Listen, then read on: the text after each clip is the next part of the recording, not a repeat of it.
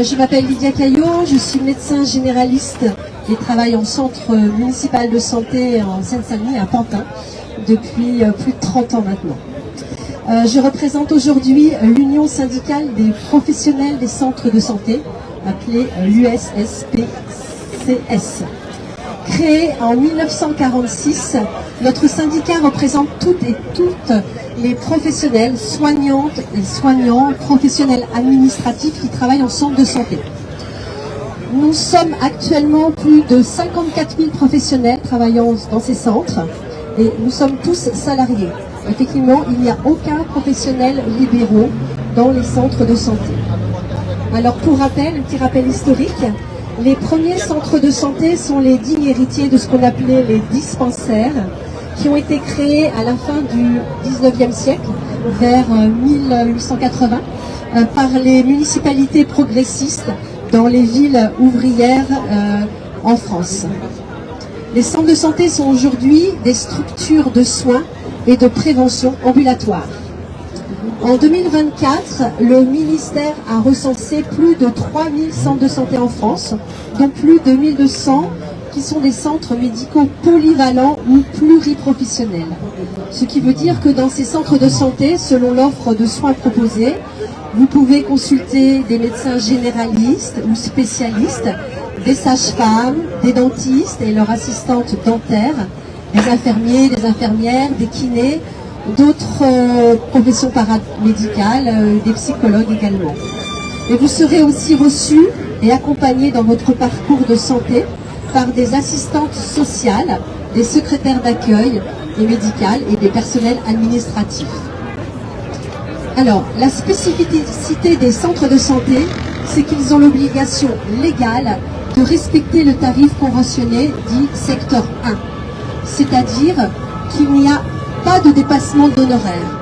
Cela permet à toutes et à tous de pouvoir se soigner sans reste à charge.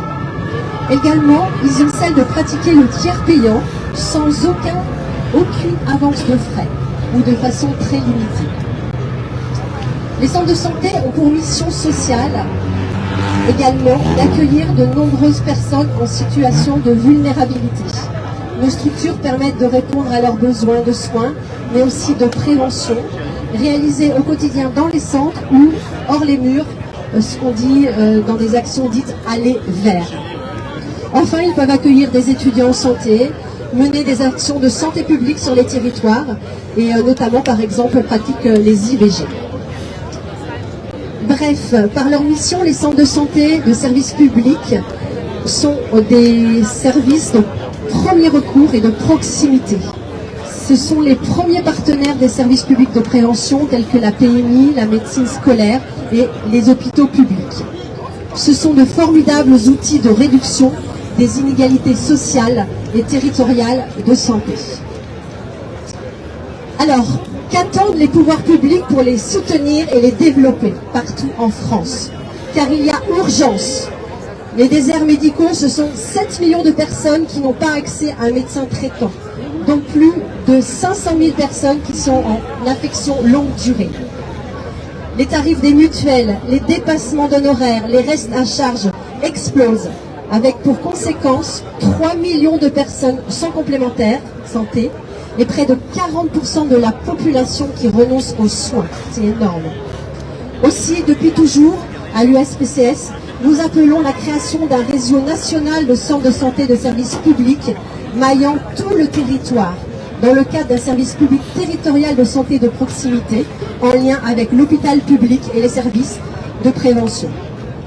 En créant d'ici 2030 2000 nouveaux centres de santé de services publics, le maillage sera réalisable et il permettra à des millions d'habitants, d'habitantes d'avoir un médecin traitant et de pouvoir se faire soigner. 2000 nouveaux centres, c'est non seulement possible, mais c'est surtout indispensable.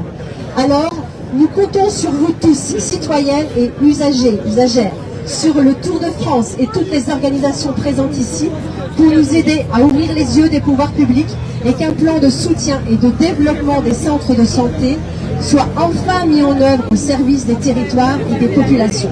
Je vous remercie pour votre attention.